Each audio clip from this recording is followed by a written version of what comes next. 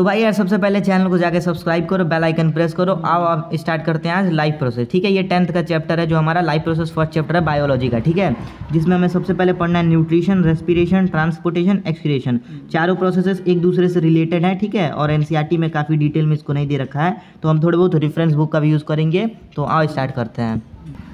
देखो यार, आओ यार सबसे पहले हम लोग बात करेंगे यहाँ पे न्यूट्रिशन की। ठीक है, तो सबसे पहले बात करें एक बार हम लोग लाइफ प्रोसेस के बारे में कि प्रोसेस ये होते क्या हैं। ठीक है ना, देखो तुम्हारी मान लो ह्यूमन बॉडी है। ठीक है, किसी भी इंसान की बॉडी होती है जिसको कुछ प्रोसेसेस चाहिए होते हैं जिंदा रहने के लिए। तुम खाना खाते हो, तुम सांस लेते हो, तुम मान लो एक्सक्रीट करते हो अपना वेस्ट मटेरियल, तुम्हारे अंदर स्वीट आता है, पसीना आता है, यूरिनेट करते हो, एक्सक्रीट करते हो, वगैरह वगैरह जो प्रोसेसेस है मान लो ह्यूमन बींग्स, एनिमल्स और मतलब और भी जो प्लांट्स होते हैं रिप्रोड्यूस करते हैं। तो ये सभी प्रोसेसेस होते हैं, इनकी ज़रूरत क्या होती है, मतलब होते क्यों हैं, ये सभी हम इसी चैप्टर में पढ़ने वाले हैं। ठीक है, तो ऐसे ही कुछ प्रोसेसेस को हम यहाँ पे पढ़ेंगे जो इंसान को चाहे किसी भी जीव को जीवित रखने में हेल्प करते हैं। ठीक है, तो आओ सबसे पहले इसमें हम लोग बात करते हैं न्यूट्रिशन की। ठीक ना, इसको डीप में पढ़ेंगे, पूरा एकदम अच्छे से पढ़ेंगे। चलो देखो, तो न्यूट्रिशन क्या होता है? The process of utilization of food या न्यूट्रिएंट्स। तुम खाते हो, तुम्हारे बॉडी को रिक्वायरमेंट होती है, जैसे कि आयंस होगा, मैग्नीशियम होगा, सोडियम होगा, नमक से जो हम लोग लेते हैं, तो हर एक चीज़ की रिक्वायरमेंट है। जैसे हमारे पेट में HCl मान लो बनता है, हाइड्रोक्लोरिक एसिड,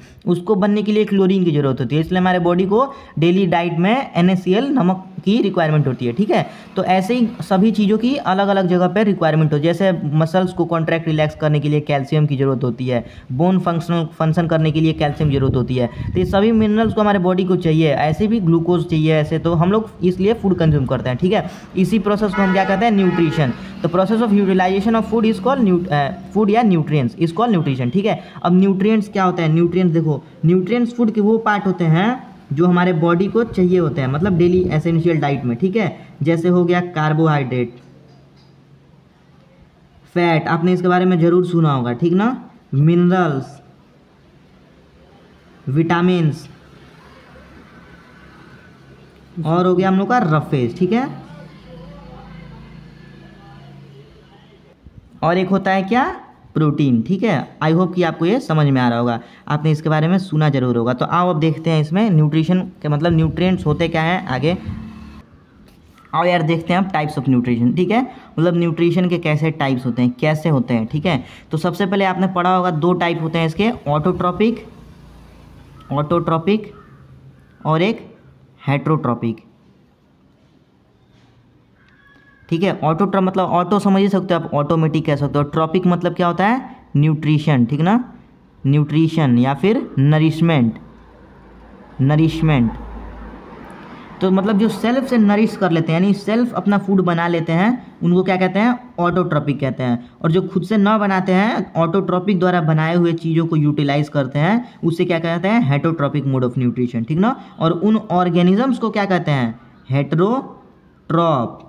ठीक है, तो जैसे मान लो अगर आप हेटरोट्रॉपिक न्यूट्रिशन कर रहे हो तो आपको क्या बोला जाएगा? हेटरोट्रॉप। ठीक है, वैसे ही अगर कोई प्लांट है उसको ऑटोट्रॉपिक न्यूट्रिशन कर रहा है तो उस प्लांट को क्या कहेंगे? ऑटोट्रॉप। तो ये डिफरेंस आपको याद होना चाहिए। देखो आप इसको एक बार फिर से देखते हैं। ठीक है, तो सबसे पहले हमारा ऑटोट्रॉपिक न्यूट्रिशन और ये सेकंड पे हमारा हेटरोट्रॉपिक। जो खुद से नरिश करते हो, ऑटो मीन्स सेल्फ और ट्रॉपिक मीन्स फूड मेकिंग या फिर नरिशमेंट। ठीक ना, फूड मेकिंग या फिर नरिशमेंट,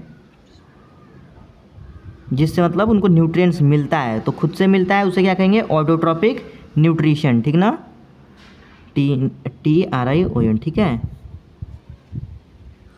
और दूसरा होता है हेट्रो, यानी जो खुद से न बना पाए। ठीक है, जो डिपेंडेंट होते हैं, डिपेंडेंट न्यूट्रिशन। ठीक ना, तो इसमें देखो, इसमें हमारी दो कैटेगरीज आती हैं। ठीक है, और सबसे पहले आपको ये पता होना चाहिए कि जो ऑटोट्रॉपिक न्यूट्रिशन है इसमें only and only plant included होते हैं, ओनली प्लांट। ठीक है, अभी आगे हम लोग बात करते हैं। तो देखो इसका एग्जांपल अगर हम लिखें तो ओनली प्लांट होते हैं। ठीक ना, ओनली प्लांट। और आगे कीमो ऑटोट्रॉपिक में कुछ बैक्टीरियाज भी होते हैं। ठीक है, फ्यू बैक्टीरियाज ऑल्सो। ठीक है, अभी हम लोग बात करेंगे कैसे। ठीक ना, ये प्लांट को आप लोग प्रोड्यूसर भी लिख सकते हो, जो मेन फूड चेन के प्रोड्यूसर्स होते हैं। तो देखो सबसे पहले हम लोग हेटरोट्रॉपिक को यहीं पे ड्रॉप करते हैं, पहले बात करेंगे ऑटोट्रॉपिक की। तो ऑटोट्रॉपिक में भी दो डिवीज़न किया गया है। ठीक है, तो इसमें हम लोग अगर ऐसे डिवाइड कर दें तो सबसे पहले जो आता है उससे हम लोग बोलेंगे फोटो ऑटो ट्रॉपिक, ठीक ना, फोटो ऑटोट्रॉपिक, इसको देखो ब्रेक करो। फोटो मतलब क्या होता है, लाइट, ये चीज़ आपको पता होना चाहिए। फोटो मतलब क्या होता है, लाइट, फोटॉन्स पढ़े होंगे आपने फिजिक्स में, ठीक है, नहीं पढ़े हो तो फर्स्ट चैप्टर में आप पढ़ लोगे, ठीक है। ऑटोट्रॉपिक, फोटोट्रॉपिक, ठीक ना, जो लाइट के प्रेजेंस में अपना फूड प्रिपेयर करते हैं। दूसरा क्या होता है, कीमो ऑटोट्रॉपिक, ये क्या हो गया, कीमो मतलब केमिकल्स, ठीक है, केमिकल्स, जो कि केमिकल्स के हेल्प से अपना फूड प्रिपेयर करते हैं। तो ये लाइट वाले को हम थोड़े से अच्छे से देखते हैं। तो इसमें हमारे केवल क्या आते हैं, प्लांट्स आते हैं, ठीक ना। और ये कैसे प्रिपेयर करते हैं अपना फूड, फोटोसिंथेसिस से। फोटोसिंथेसिस आपको ये पता होना चाहिए, फोटोसिंथेसिस क्या होता है। देखो इसमें प्लांट्स आते हैं और दूसरा हम लोग आता है बीजीए, इसको हम लोग क्या बोलते हैं, ब्लू ग्रीन एल्गी। देखो ये एल्गी नहीं है, ठीक है, एल्गी नहीं है। सबसे पहली बात, ये क्या होते हैं, बैक्टीरिया होते हैं, ठीक ना।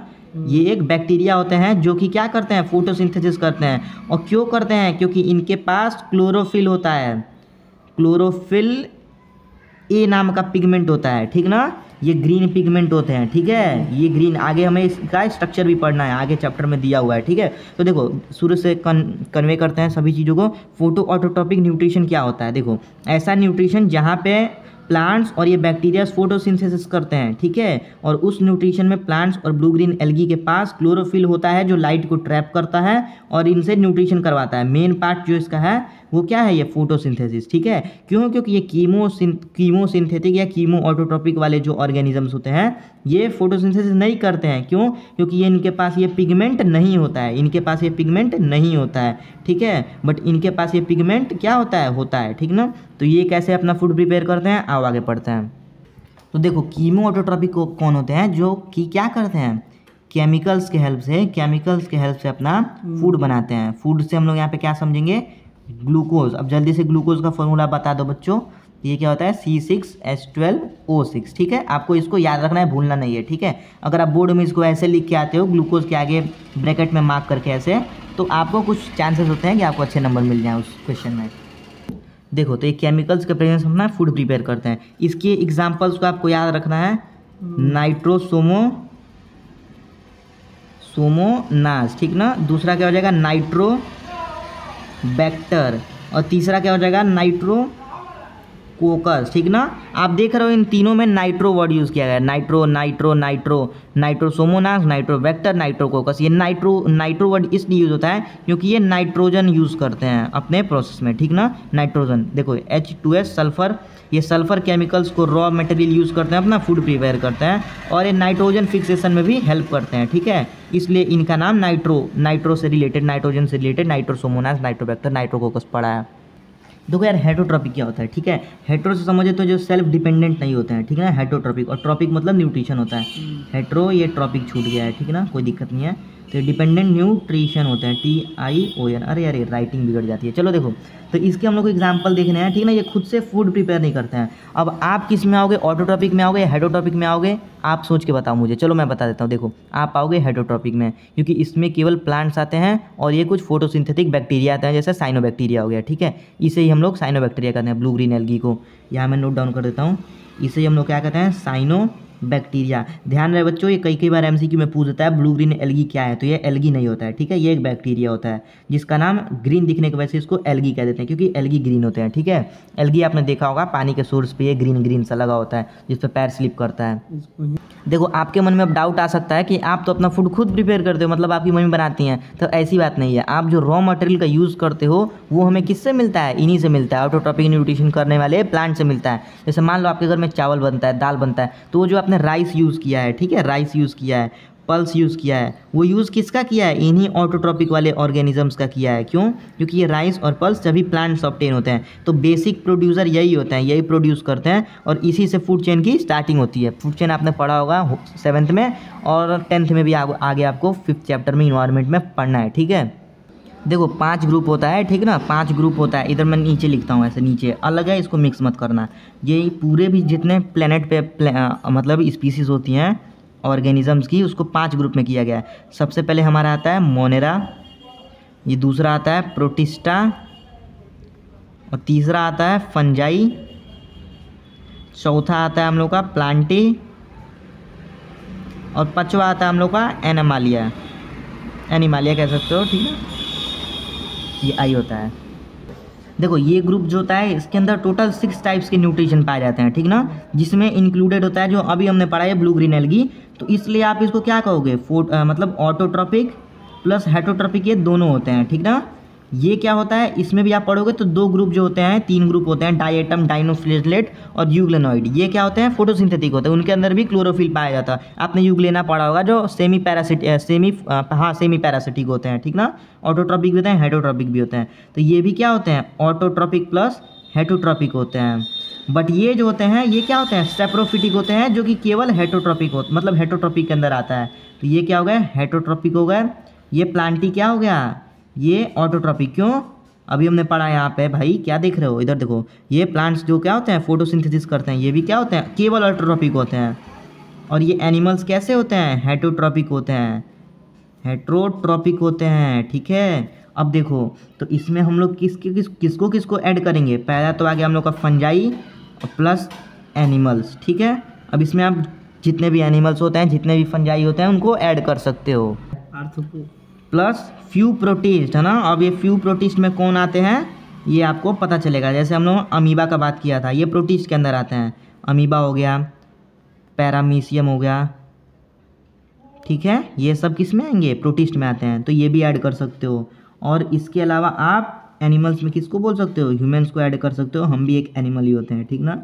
और इधर फंजाई में आप ईस्ट ऐड कर सकते हो, मतलब फंजाई बहुत है, फंजाई में स्पीसीज की कमी नहीं है, बट ईस्ट एक कॉमन एग्जांपल आप लिख सकते हो अगर कहीं पे हेटरोट्रॉपिक की बात आती है फंजाई की तो।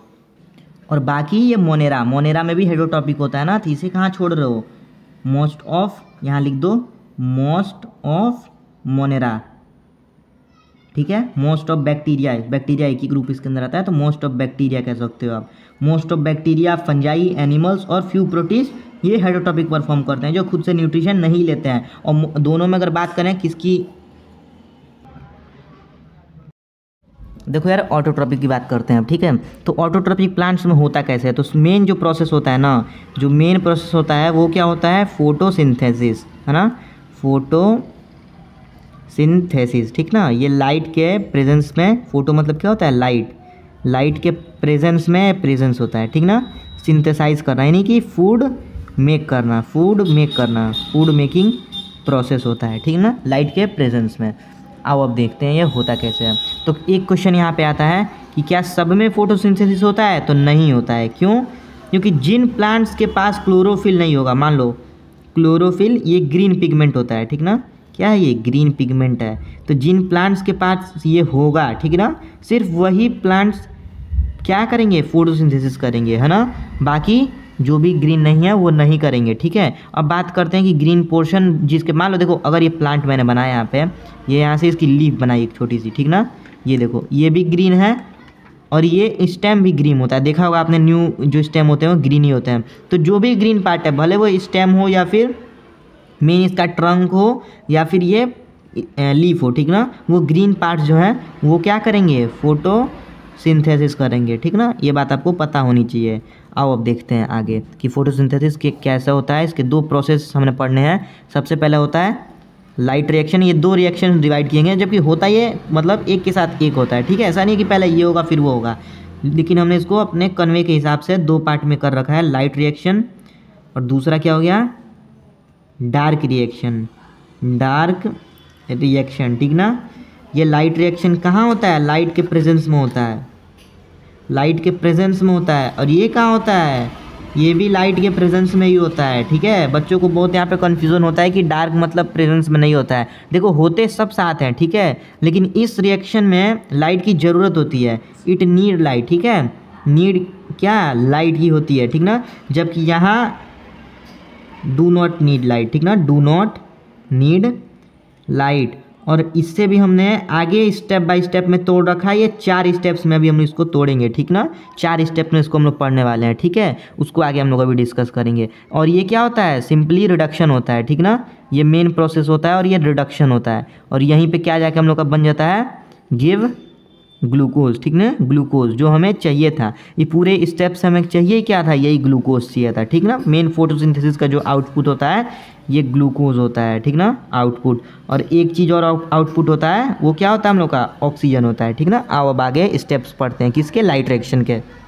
ये देखो यहाँ पर रिएक्शन होगा, मैंने गलती कर दी थी, RACTION, ये ठीक है ना, सही कर रहे ना, कोई दिक्कत नहीं है। देखो ये हमारे पास एक लीफ है जिसका हमने ट्रांसवर्स सेक्शन कट किया हुआ है, ठीक ना। जैसे मान लो मेरे पास ये लीफ है, ठीक है, ऐसे समझो ये लीफ है, ठीक ना। इसे मैंने कुछ इस प्रकार से ऐसे कट किया हुआ है और यहाँ से एक स्लाइड कट किया है ऐसे इसके ट्रांसवर्स सेक्शन से, और फिर हमने उसे ऐसे कुछ व्यू किया हुआ है, ठीक ना। थोड़ा सा मैं जूम आउट करता हूँ, ये देखो अब आपको दिख रहा होगा, ये कुछ ऐसे लीफ है, इसे हमने यहाँ से ट्रांसवर्स सेक्शन कट किया हुआ है और इस पोर्शन को हमने यहाँ पे विजुअलाइज किया हुआ है कुछ इस प्रकार से। ये ऐसे आप देख सकते हो, ये थोड़ा जूम समझो इसको, ऐसे इसको हमने ब्रॉडन किया है। तो ये देखो सबसे पहले इसका ये मिड रिब होता है, ठीक ना, मिड में सेंटर में, इसे हम लोग मिड रिब कहते हैं। इससे साइड से जो ऐसे ऐसे निकलते हैं लीफ आपने देखी होगी, उसे हम विंग्स कहते हैं, ठीक ना। और बाकी का ये जो पोर्शन है लीफ का, ये क्या होता है, लेमिना कह सकते हो या फिर लीफ ब्लेड कह सकते हो। ये साइड होता है जहाँ पे फोटोसिंथेसिस, हालांकि लीफ में जहाँ जहाँ भी ग्रीन है क्लोरोफिल होता है, हर जगह फोटोसिंथेसिस होता है, ठीक ना। और ये सेंटर में से जो देख रहे हो आप, इसमें से वाटर का ट्रांसपोर्टेशन होता है, जाइलम से फ्लोएम से फूड ट्रांसपोर्टेशन होता है। जाइलम फ्लोएम क्या होते हैं, आगे हम लोग को चैप्टर ट्रांसपोर्टेशन में, मतलब आगे टॉपिक ट्रांसपोर्टेशन में पढ़ना है, ठीक है। अब हम इसका जूम्ड सेक्शन देखते हैं कि आखिर लीफ दिखता कैसे है, ठीक ना। देखो बच्चों, बोर्ड में कई बार ये डायग्राम से क्वेश्चन आए हुए हैं, ठीक ना, जहाँ पे ये इस पार्ट को A लेवल करता है, इतने दूर को वो B लेवल करता है और इतने दूर को वो C लेवल करता है, ठीक ना। और आपसे पूछ देगा कि सबसे ज़्यादा फोटोसिंथेसिस कहाँ होता है, मतलब रेट ऑफ फोटोसिंथेसिस कहाँ पे। देखो तो क्वेश्चन यहाँ पे पूछ देगा आपसे कि सबसे ज़्यादा मतलब ABC में कहाँ पे सबसे ज़्यादा फोटोसिंथेसिस होता है, ठीक है। तो सबसे पहले आप समझो कि लीफ जैसे थी, ठीक ना, तो ऐसे मान लो ये फ़ोन की कवर, चलो छोड़ो, तो ये ऊपर कवरिंग होती है, नीचे कवरिंग होती है, ठीक है। ये बीच के पार्ट में ना मीजोकाइमल सेल्स होते हैं, ठीक ना, जो लीफ सेल, मीजोफिल सेल्स कहते हैं हम, मीजोकाइमल नहीं, सॉरी। तो वो सेल्स में क्लोरोप्लास्ट होते हैं, देख सकते हो आप, जो सर्कल से यहाँ पे रिप्रेजेंट किए गए हैं, ये वही क्लोरोप्लास्ट है जिनके अंदर क्लोरोफिल होता है, ठीक ना।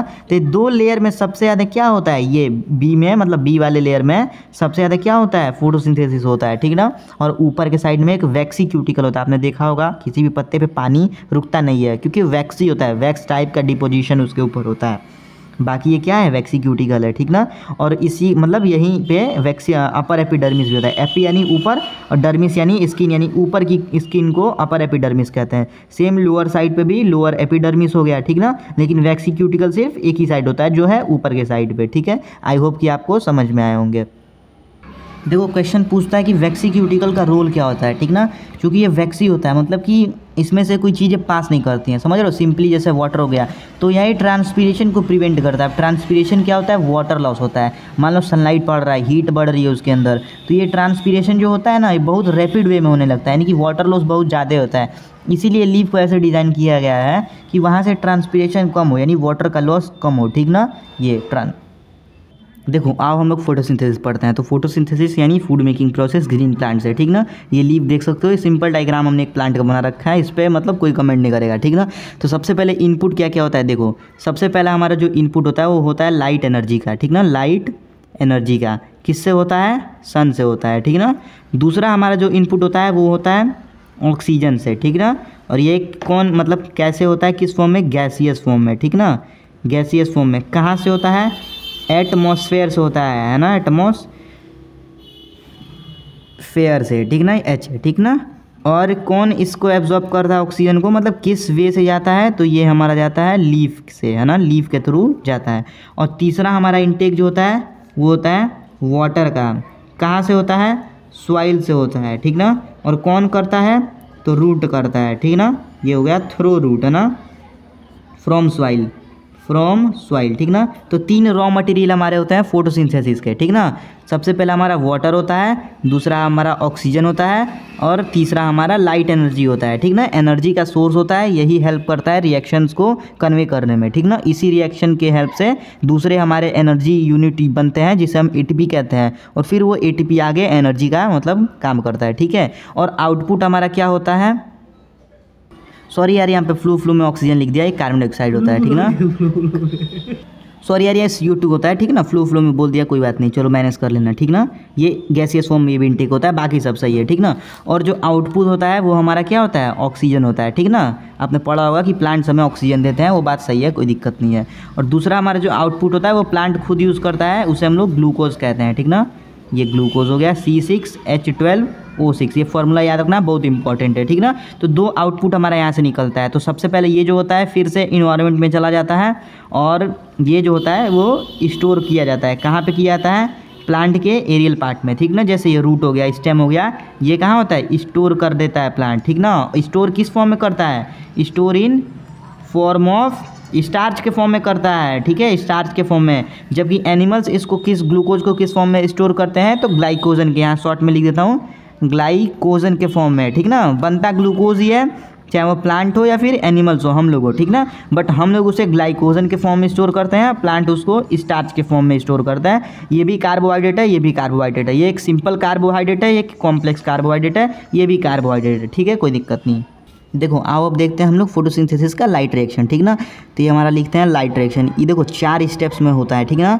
और कब होता है, प्रेजेंस ऑफ लाइट में, ठीक ना। इसके कुछ इंपॉर्टेंट पॉइंट्स बता देता हूँ। इसका जो प्रोडक्ट होता है वो क्या होता है, ऑक्सीजन होता है, ठीक ना। ऑक्सीजन यहीं से बनता है, और ये भी किस स्टेप में बनता है ये हम पढ़ेंगे भाई। देखो प्रोडक्ट इसका ऑक्सीजन होता है, कहाँ से होता है, फोटोलिसिस से, ठीक ना। किसके फोटोलिसिस, फोटोलिसिस ऑफ वाटर से निकलता है, ठीक ना। तो आगे हम लोग पढ़ते हैं, देखो इस स्टेप समझो इसके। सबसे पहला जो हम लोग का स्टेप होता है वो होता है एब्जॉर्प्शन ऑफ सनलाइट, ठीक ना, सनलाइट का एब्जॉर्प्शन होता है। दूसरा स्टेप हमारा क्या होता है, फॉर्मेशन ऑफ ATP बनता है, जो क्या होता है, ATP, ठीक ना। यहाँ लिख लो आप, एडिनोसाइन ट्राई फॉस्फेट। हम लोग ATP की बात करेंगे जब ये सेकंड स्टेप आएगा। तीसरा क्या होता है, फोटोलिसिस ऑफ वाटर। और चौथा स्टेप क्या होता है, फॉर्मेशन ऑफ NADPH,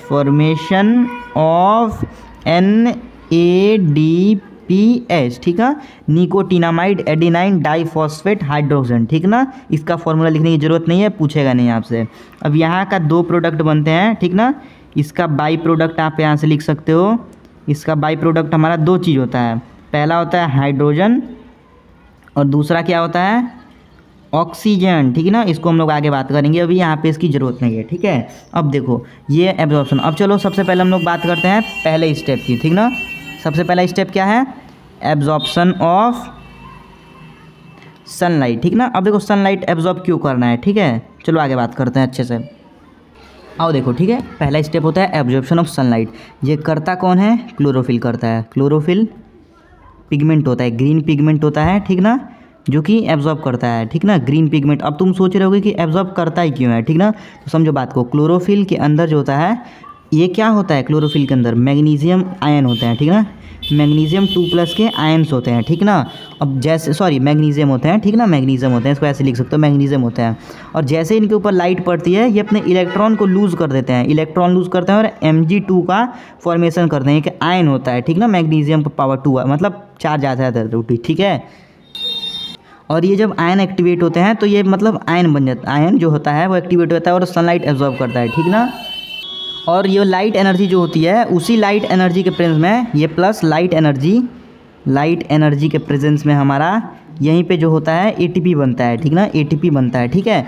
तो आप यहाँ से दूसरा स्टेप हमारा देख सकते हो, सेकंड स्टेप जो होता है formation of ATP, adenosine triphosphate, formula याद रखना है, ठीक है। तो होता कुछ ऐसा है कि एडिनोसाइन डाइफॉस्फेट में एक फॉस्फेट और ऐड हो जाता है, ठीक ना। तो वो फॉर्म कर देते हैं एडिनोसाइन ट्राईफॉस्फेट, ट्राई यानी कि 3, ठीक ना, और फॉस्फेट, ये P मतलब फॉस्फेट, ठीक है। आओ इसको देखते हैं। याद रखना जो ATP होता है उसे हम क्या कहते हैं, एनर्जी करेंसी कहते हैं, एनर्जी करेंसी ऑफ सेल, ठीक ना। ये आपके जनरल नॉलेज के लिए, करेंसी ऑफ सेल, ठीक है। अब देखो यहाँ पे आगे बात करते हैं, जो फॉर्मेशन ऑफ ATP है इस प्रोसेस को हम क्या कहते हैं, फोटोफॉस्फाइरिलेशन, फोटोफॉस्फाइरिलेशन, ठीक ना। RALATION। देखो इस प्रोसेस में होता क्या है ना कि जो सोलर एनर्जी होती है, यानी कि जो सन से एनर्जी मिलती है हम लोग को सोलर एनर्जी, उसको हम लोग सिंपली किस में कन्वर्ट करते हैं, केमिकल एनर्जी में, ठीक ना, केमिकल एनर्जी में।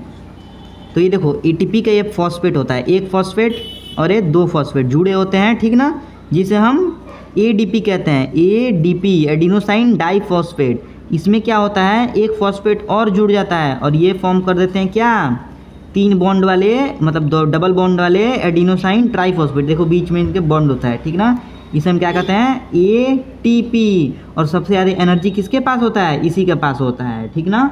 तो यहाँ से हमें क्या मिलता है, इस प्रोसेस से ADP से ATP मिलता है, जो कि एक एनर्जी स्टोरिंग यूनिट होता है। इसके पास बहुत ज़्यादा एनर्जी होती है, ठीक है। अब आगे जहाँ पे भी सेल को एनर्जी रिक्वायरमेंट होगी, ये चीज़ जाके फिर से ATP से, जो ATP है वो हमारा फिर से ब्रेक होकर किस में ब्रेक हो जाता है, ADP में, और वहाँ से हीट एनर्जी निकलती है। वही हीट एनर्जी का यूज़ होता है कहाँ पे, बाकी के रिएक्शंस करने में, ठीक है।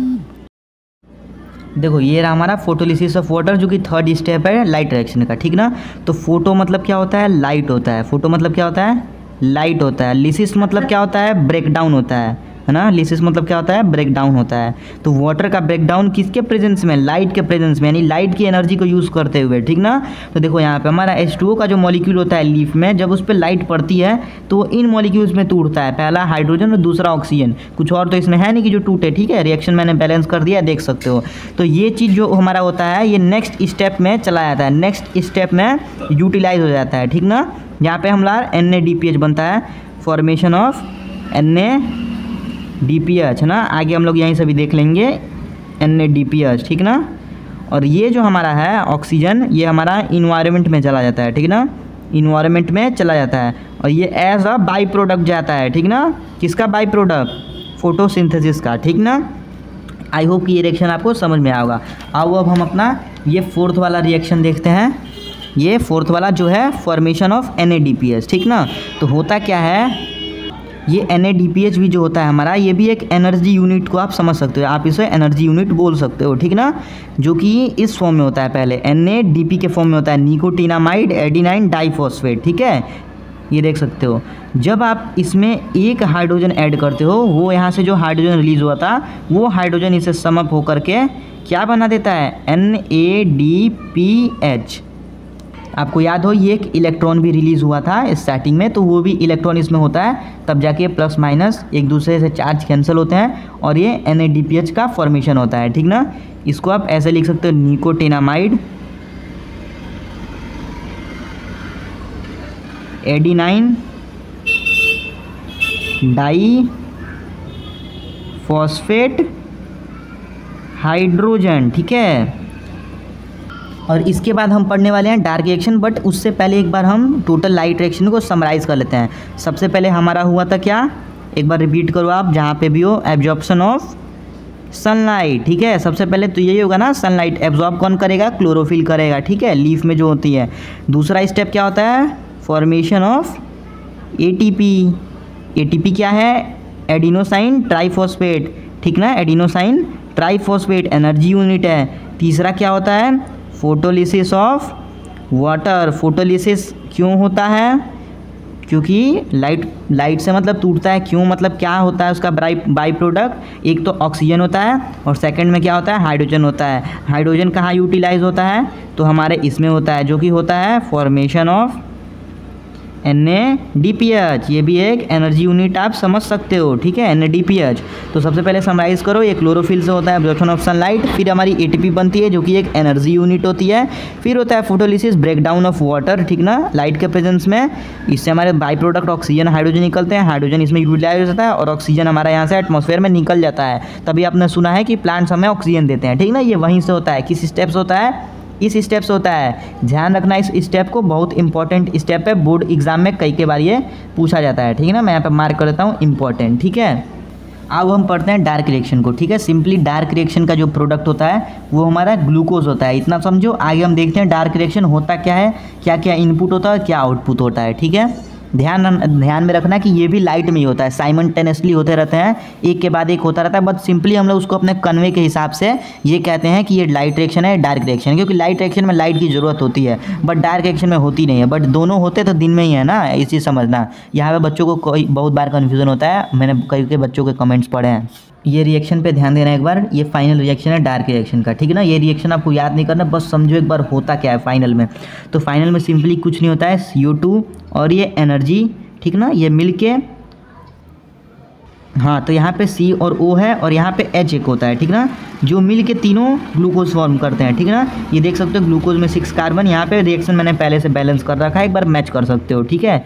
और ये ग्लूकोज फॉर्म होता है और NADP में से S तो यहाँ यूटिलाइज हो जाता है, तो फिर यहाँ पे क्या बचता है, केवल NADP बचता है, जो सोर्स वहाँ पे पहले यूज़ था वो सोर्स फिर से बन जाता है, तो ये चीज़ें कंज्यूम नहीं होती हैं। और ATP भी सिंपली ADP में कन्वर्ट हो जाता है, यानी कि पहले ऐसे 3 फॉस्फेट ग्रुप जुड़े हुए थे, लेकिन अब कितने हैं यहाँ पे लास्ट में 2 ही फॉस्फेट ग्रुप एक दूसरे से जुड़े हुए हैं, ठीक ना, और एक अलग से फॉस्फेट ग्रुप निकल जाता है, ठीक ना, उसको हम लोग एक इनऑर्गेनिक फॉस्फेट कहते हैं, प्लस हमारा ये वाटर होता है, ठीक ना, ये फाइनली रिलीज होता है।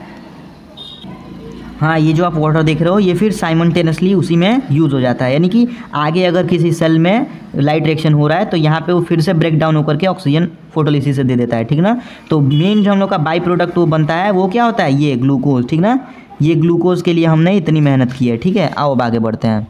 देखो यार, अब हम लोग बात करेंगे हेटरोट्रॉपिक न्यूट्रिशन की, ठीक है। तो पहले ही मैंने बता रखा है कि जो मतलब ये एक मोड ऑफ न्यूट्रिशन है जहाँ पे ऑर्गेनिजम्स दूसरे ऑर्गेनिज्म पे डिपेंड होते हैं, किस लिए, फूड के लिए, ठीक है। तो जैसे देखो यहाँ पे मैं बताता हूँ, तो सिंपली इसमें भी कई टाइप्स होते हैं, ठीक ना, जिसको हम लोग पार्ट बाय पार्ट पढ़ेंगे, ठीक है। सबसे पहले जो इसमें आता है वो है हम लोग का पैरासिटिक, ठीक ना। यहाँ पे एक ऑर्गेनिज्म दूसरे को मतलब फीड करता है दूसरे पे बिना उसको मारे हुए, ठीक ना। दूसरा हमारा आता है सेप्रोफिटिक, ठीक ना, ये डेड डिकेइंग वाला है, मरे हुए चीज़ को जो कंज्यूम करते हैं, ठीक ना। तीसरा हमारा आता है इसमें सिम्बायोटिक, ठीक ना। और यहाँ पे हमारा फोर्थ हमारा आता है यहाँ पे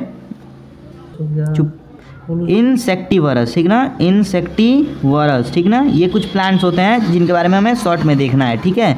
और लास्ट हमारे यहाँ पे 5th आता है होलोजोइक, ठीक ना। ये होलोजोइक, होल से समझ सकते हो आप कि जो पूरे कंज्यूम करते हैं, ठीक ना, बस वहाँ W होता है, यहाँ H है, ये होलोजोइक, इसमें हम लोग आते हैं, ठीक ना। यहाँ पे ह्यूमन्स आते हैं, अमीबा भी यहीं आता है, ठीक है। तो इसमें हमें 2 पढ़ने हैं, एक तो अमीबा में होलोजोइक पढ़ने हैं, ठीक ना, और दूसरा ह्यूमन्स में पढ़ना है, जहाँ पे आपको पूरा ह्यूमन का एलिमेंट्री कैनाल से लेकर डाइजेस्टिव सिस्टम पढ़ना होता है, ठीक है। इंसेक्टिवरस में बस कुछ प्लांट्स हैं जिसमें से 2 मेन प्लांट हैं, उनको याद रखना है और करते कैसे हैं अपना न्यूट्रिशन ये वो देखना है। सिम्बायोटिक में भी सिंपली आपको कुछ नहीं करना है, बस शॉर्ट में देखना है अमरबेल के बारे में, ठीक ना। अमरबेल जो प्लांट होता है, ठीक ना, जिसे हम लोग कस्क्यूटा भी कहते हैं, आपके बुक में मेंशन होगा अगर कुछ आप रेफरेंस बुक यूज़ करो। सेप्रोफिटिक प्लांट्स में भी बस शॉर्ट में देखेंगे और पैरासिटिक को भी हम लोग थोड़ा बहुत क्लासीफाई करेंगे, एंडो और एक्सो पैरासिटिक, ठीक ना, एक्सो पैरासाइट, एंडो पैरासाइट, ठीक है। तो यहीं पे देख लो पैरासिटिक वो मतलब मोड ऑफ न्यूट्रिशन है जहाँ पे कंज्यूम किया जाता है विदाउट किलिंग, ठीक ना, विदाउट किलिंग। मतलब कि मान लो अगर तुम्हारे बाल में देखे हो तुमने, मान लो देखो सबसे पहले अगर तुम्हारे बाल में जू है, ठीक है, वो तुम्हें मार दे तो नहीं है, बट वो तुम्ही से क्या अपना न्यूट्रिशन कंज्यूम करते हैं, ब्लड तुम्हारा लेते हैं अपने न्यूट्रिशन के लिए, ठीक ना। तो ऐसे को हम लोग पैरासिटिक कहते हैं। आपने पानी में लीचेस देखे होंगे, ठीक ना, इसका एग्जांपल लिख सकते हो आप लीचेस, ये क्या है, एक्सो पैरासाइट है, ठीक ना, एक्सो पैरासाइट है। इसी तरह से टेपवर्म हो गया, ठीक ना, और टिक्स हो गए, है ना, जानवरों में जो टिक्स लग जाते हैं, ठीक ना, रिंगवर्म हो गया, और फिर मॉस्क्यूटो भी होता है, जबकि मॉस्क्यूटो को हम लोग कंसिडर नहीं करते हैं एज अ पैरासाइट। हाँ, एक पैरासाइट आपको याद रखना है, एक्सो पैरासाइट जो होता है, और वो भी किसके केस में, प्लांट के केस में, ठीक ना, जिसे हम क्या कहते हैं, अमरबेल, ये बहुत इंपॉर्टेंट है, अमरबेल। इसी को हम लोग क्या कहते हैं, कस्क्यूटा, ठीक ना। जैसे होता क्या, मान लो यहाँ पे कोई ट्री है, मतलब प्लांट है, ठीक ना, ग्रीन प्लांट है, ये अमरबेल उसके ऊपर कुछ ऐसे ऐसे करके चढ़ता है, ठीक ना। ये अमरबेल जो होता है ये कुछ इसके ऊपर ऐसे ऐसे करके, समझ सकते हो, पकड़ बना रहता है और इसी से अपना न्यूट्रिशन सक करता है। ये कोई प्लांट है मान लो, ठीक ना, मनी प्लांट की जैसे ही है, फिर उस पर क्लाइम किया होता है, ठीक है। आओ देखते हैं अब हम सेप्रोफिटिक को आगे पेज पे। देखो सेप्रोफिटिक जो न्यूट्रिशन है ना, ये डेड मरे हुए चीज़ों पर होता है। डेड एंड डिकेइंग, जो चीज़ें सड़ रही होती हैं, ठीक ना। तो इसमें क्या आते हैं, सिंपली आप देख सकते हो इसमें कुछ फंजाइज आते हैं, ठीक ना, प्लस बैक्टीरिया आता है, ठीक ना। ये कुछ मेन एग्जाम्पल हैं, ठीक ना। फंजाई आप पढ़ोगे डिटेल में। और फंजाई में भी आप ब्रेड मोल्ड कह सकते हो, ठीक ना। ये ब्रेड मोल्ड जो होते हैं, ये एग्जाम्पल याद रखना, राइजोपस कहते हैं, ठीक ना। एनसीईआरटी में इसका डायग्राम दे रखा है, ऐसे ऐसे कुछ करके, ऐसे ध्यान रखना। एनसीईआरटी में देखो गया तो डायग्राम दे रखा है, ठीक ना। इसका रूटिंग सिस्टम होता है और ये फंजाई की बॉडी होती है, ठीक ना। दूसरे में एग्जाम्पल इसका याद रख सकते हैं आप, ईस्ट। ये कुछ कॉमन फंजाई है जो कि सेप्रोफिटिंग होते हैं, ठीक ना। अगर मान लो यहाँ पे कुछ पत्ता है, ऐसे मान लो गिरा पड़ा है, ठीक ना, ये ऐसे डिके हो रहा है, ठीक ना। डिकेइंग लीफ है, मान लो सड़ रहा है, ठीक ना, डिकेइंग लीफ है, तो ये फंजाई ऐसे उस पर ग्रो कर जाएंगे, ठीक ना। और वो फिर उसको धीरे धीरे न्यूट्रिशन सक करके और उसको ख़त्म कर देंगे वहाँ से। इसी तरह कुछ बैक्टीरियाज भी होते हैं, ठीक ना, जो कि क्या होते हैं, सेप्रोफिटिक होते हैं। देखो इंसेक्टिवरस कुछ ऐसे प्लांट्स होते हैं, आप गूगल पे एक बार देख सकते हो, जिसमें कुछ मेन में है पीचर प्लांट, आप कह सकते हो पीचर प्लांट, ठीक ना। ये एक ऐसा प्लांट है ना जिसका कुछ शेप मतलब हॉलो साइड ऊपर से ऐसे होता है, ठीक है। जैसे ही इंसेक्ट ऐसे देख सकते हो आप, मान लो, चलो एक रफ डायग्राम ऐसे बना दे रहा हूँ मैं, कुछ ऐसे शेप के होते हैं, ठीक ना। ये ऐसे होते हैं, ठीक ना, जबकि ये हॉलो होता है, ठीक ना। ये पोर्शन जो है ये हॉलो होता है। ये प्लांट हो गया मान लो, ठीक ना। जैसे ही इंसेक्ट को इसमें एंटर करता है, ऐसे मान लो, ये ऊपर से इसको बंद कर देता है, ठीक ना। और इसके अंदर इंजाइम रिलीज करता है, रिलीज इंजाइम, ठीक ना। ये इंजाइम क्या करते हैं, उस ऑर्गेनिज्म को ब्रेक कर देते हैं। अब ब्रेक करने के बाद क्या करता है, ये एब्जॉर्ब कर लेता है, ठीक ना। तो ये पीचर प्लांट एग्जाम्पल है इसका मेन में। इसी तरह आप इसका एक और एग्जाम्पल देख सकते हो, जो है वीनस फ्लाई ट्रैप। नाम से ही देख सकते हो, फ्लाई यानी कि मक्खियों को ट्रैप करने वाला, ठीक ना। कोई से भी मतलब छोटे बड़े उड़ने वाले कीड़े चीटे हो गए, ये सब को वो कंज्यूम कर लेता है, ठीक है। इंसेक्टिवरस कहते हैं। होता है इनके पास भी क्लोरोफिल है, बट ये पार्शियल फोटोसिंथेसिस करते हैं। मतलब इनकी जो न्यूट्रिशन मीट है उसमें नाइट्रोजन के लिए मेनली फ्लाई को कैच करता है, नाइट्रोजन, ठीक ना, N2 के लिए। बाकी सब चीज़ें वे खुद से ही फोटोसिंथेसिस से लेते हैं, ठीक ना। ओनली एंड ओनली नाइट्रोजन के लिए ये किल करते हैं, ठीक है। इनका मॉडिफिकेशन कुछ ऐसा है। अब आओ आगे बात करते हैं। देखो यार, तुमने सेप्रोफिटिक न्यूट्रिशन देखा था, जहाँ पे कुछ बॉडी ऐसे डेड होती हैं, ठीक ना, मरी हुई बॉडी है, उसके ऊपर ऑर्गेनिज्म आता है, पहले इंजाइम सिक्रीट करता है, डाइजेस्ट करता है उसको, और फिर एब्जॉर्ब करता है, ठीक है। बट होलोजोई का केस डिफरेंट है। जैसे तुम हो, पहले उसको इंजेस्ट करते हो, पहले अपने अंदर उसको खाते हो, ठीक है, और देन उसको डाइजेस्ट करते हो, ठीक है। तो ये देखो होलोजोइक में क्या होता है ना, पहले, ठीक ना, चलो मैं इंग्लिश लिख देता हूँ। पहले क्या होता है इसमें, इंजेशन होता है, ठीक ना, इंजेशन, ठीक ना, यानी पहले इनटेक करता है, फूड इनटेक, ठीक ना, फूड इनटेक होता है, ठीक ना। देन डाइजेशन होता है, देन डाइजेशन, ठीक ना। अब समझो, बात को समझो यहाँ पे। देखो इसमें कुछ स्टेप्स होते हैं, ठीक ना, स्टेप्स होते हैं, जिसमें से पहला स्टेप अभी मैंने क्या बताया, इंजेशन। सबसे पहले फूड को इनटेक किया जाता है, ठीक ना। फिर क्या होता है उसका डाइजेशन, ठीक ना, जहाँ पे इंजाइम सीक्रेट किए जाते हैं उसको डाइजेस्ट किया जाता है। फिर क्या होता है उसका एब्जॉर्प्शन, ठीक ना। आप इन स्मॉल इंटेस्टाइन में पढ़ोगे, हमारे केस में विलाई होते हैं तो वहाँ पे उसका एब्जॉर्प्शन होता है। फिर क्या होता है एसिमिलेशन, ठीक ना, उसका यूज़, जो चीज़ें उसमें से यूज़ होने वाली हैं उसका यूज़, ठीक ना। जैसे मान लो एनर्जी के लिए हो गया, एटीपी फॉर्म करने के लिए, ठीक ना। चाहे रिपेयर में हो गया, मान लो रिपेयर में तुम्हारे बॉडी को, मसल्स को प्रोटीन ज़रूरत होती है, तो वहाँ चीज़ें इसकी यूज़ के लिए, ठीक ना। और लास्ट स्टेप जो हमारा होता है वो होता है हमारा एक्सक्रीशन, ठीक ना। एक्सक्रीशन यानी इसको सिक्रीट करना, ठीक है। आओ अब देखते हैं हम सबसे पहले स्टेप बाय स्टेप। तो सबसे पहले हमें इसमें अमीबा का केस पढ़ना है, ठीक ना, केस ऑफ अमीबा, ठीक है। अमीबा, देखो हमारा ये है अमीबा, ठीक है। अमीबा के पास ये एक फूड सोर्स है आया, ठीक ना, बाहर देख सकते हो। तो अमीबा का पहले पता होना चाहिए, एक प्रोटिस्ट होता है। अमीबा क्या है, एक प्रोटिस्ट है, ठीक ना। एक ग्रुप आप पढ़े होगे मोनेला प्रोटिस्टा फंजाई, तो ये सेकंड वाला प्रोटिस्ट है। अगर आपने नहीं पढ़ा है तो कोई बात नहीं, आगे चैप्टर्स में मैं उसको बता दूंगा, ठीक है।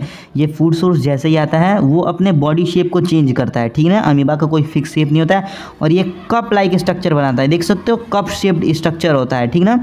इस कप शेप्ड स्ट्रक्चर को हम क्या कहते हैं, स्यूडोपोडिया कहते हैं। यहाँ मैं लिखता हूँ स्यूडोपोडिया, ठीक ना। ये पी साइलेंट होता है, ध्यान रखना इस चीज़ को। इस स्यूडोपोडिया का दो रोल होता है, सबसे पहले तो फूड को इंजेस्ट करने में, ठीक ना, और दूसरा रोल इसका क्या होता है, देखो पहला रोल तो होता है इसका इंजेशन, और दूसरा रोल क्या होता है, ये मूवमेंट में इसको हेल्प करता है, मूवमेंट कह लो या फिर लोकोमोशन कह सकते हो, एक जगह से दूसरे जगह पे जाने के लिए, ठीक ना। ऐसे मूव करता रहता है, कुछ ऐसे ऐसे शेप में चलता रहता है अमीबा, ठीक है। अब देखो, तो अब ये क्या करता है, एक कप शेप उसको चारों तरफ से कवर कर लेता है। अब जैसे ही कवर करता है एक हॉलो कैविटी बन जाती है, मतलब एक बलून सा स्ट्रक्चर अंदर बन जाता है, और वो फिर उसको अंदर साइड ले आता है, उस पर इंजाइम सिक्रीट करता है, ठीक है। इंजाइम्स में आप कह सकते हो HCl वगैरह जो भी है, डाइजेस्ट करने के लिए डिपेंडिंग ऑन द फूड, क्या है वो, प्रोटीन है या फिर क्या है, ठीक है। अब जैसे ही वो होता है उस प्रोसेस के बाद जो बाकी के वेस्ट मटेरियल होते हैं उसको डिफ्यूज़न से प्लाज्मा मेम्ब्रेन से बाहर सिक्रीट कर दिया जाता है, ठीक है। अब आओ हम लोग देखते हैं पैरामीशियम का केस, ठीक ना। सिमिलरली पैरामीशियम में भी ये स्ट्रक्चर होता है पैरामीशियम का, सिंपली देख सकते हो, ये इसके ऊपर सीलिया होते हैं, ठीक ना। ये छोटे छोटे जो दिख रहे हो आप, ये सीलिया है, ये इसको मूवमेंट में हेल्प करते हैं, मूवमेंट में, ठीक है, मूवमेंट कह लो या फिर लोको मोशन कह सकते हो। अब देखो यहाँ पे जो आप शेप देख रहे हो ना, यहाँ पे इसका माउथ होता है, ओरल ग्रुप जिसे कहते हैं, ये देखो मैंने मेंशन कर रखा है, इसे कहते हैं ओरल ग्रुप, ठीक है।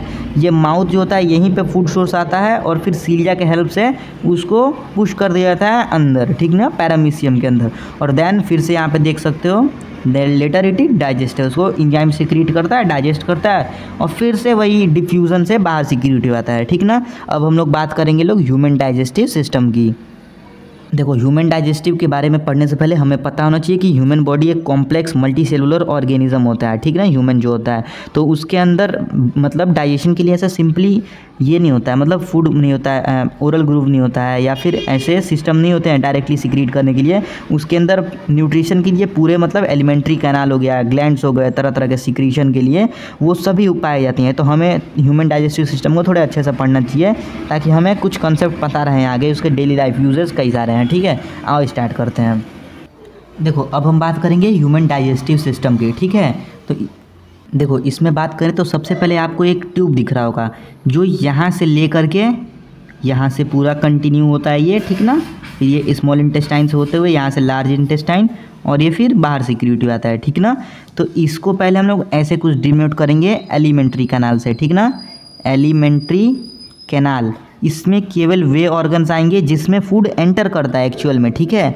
और दूसरा इधर हम लोग मार्क करते हैं एक्सेसरी, ठीक ना, एक्सेसरी ग्लैंड्स, ठीक ना, ग्लैंड्स या फिर ऑर्गन्स जो कि इसमें हेल्प करते हैं, जो सिक्रीशन अपना अपना इसमें रिलीज़ करते हैं, ठीक है।